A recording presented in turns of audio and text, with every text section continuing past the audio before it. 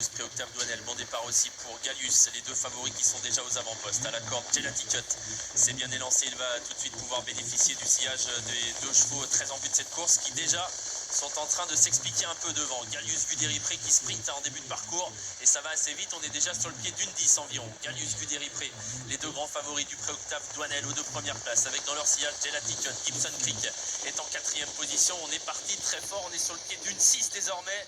Et la bagarre est déjà enclenchée, la guerre est déjà déclarée entre les deux grands favoris, Guderipré et Gallius. Guderipré est passé en tête et va peut-être effectuer un relais avec Gallius. Ils ont un peu travaillé, ces deux-là. Et Gallius, désormais, sans trop se presser, va certainement venir chercher la tête. Guderipré est complètement repris, ça y est, le peloton va se reformer après un début de parcours assez spectaculaire. Gibson Creek est venu tout près avec Gelati Cut qui est à la corde. Galatéji venant ensuite, faute de Gohan Boy. Gohan Boy au galop, il disparaît dans la descente. Gallius prend tout son temps pour reprendre la tête. D'ailleurs, Johan Le Bourgeois ne vient pas tout de suite à la corde pour ne pas avoir à contrer ensuite trop tôt une attaque. En restant ici, il sait qu'il peut contrôler un peu.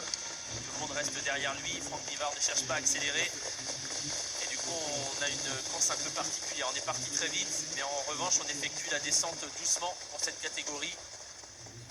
Et Gallius est en dehors donc de Guderipré. Ces deux-là qui sont aux deux premières places, les deux grands favoris devant Gibson Creek et Gelati Cut. Galatéji est en embuscade 5e avec non loin Gamble River, Galileo Bello, Girolamo venant ensuite devant Gasman Dessa. À l'arrière, il y a notamment Gangster du Vallon et le numéro 1 Guevara Dupont. Gallius a pris la corde cette fois, il a l'avantage et du coup on va l'attaquer un peu. Gibson Creek vient assez vite. Avec Gibson Creek qui vient attaquer Gallius, le numéro 4, l'invaincu Gallius qui tente de résister à Gibson Creek, qui hausse un peu le ton. Galatéji est là également, on est sur le pied d'une 10 dans la montée et Gallius doit fournir un nouvel effort pour contrer Gibson Creek. Galatéji est très bien placé, Guderipré également dans le dos de Gallius, avec non loin de la tête Gelati Cut, Galileo Bello, une 12-9 pour le chrono au kilomètre. Gallius a donc contré l'attaque de Gibson Creek. Dans leur sillage, il y a toujours Guderipré et Galatéji avec non loin Galileo Bello, Gelati Cut, Girolamo venant ensuite devant Gamble River, le haut de la montée. Gibson Creek qui va toujours bon train pour menacer un peu Gallius qui doit lui répondre à la corde. Avec non loin Galatéji, Guderipré toujours dans le dos de Gallius. Avec en 5e position Galileo Bello qui commence à avoir des problèmes d'allure, qui d'ailleurs va être disqualifié. Alors que Gelati Cut sort de la corde désormais, 500 mètres à parcourir.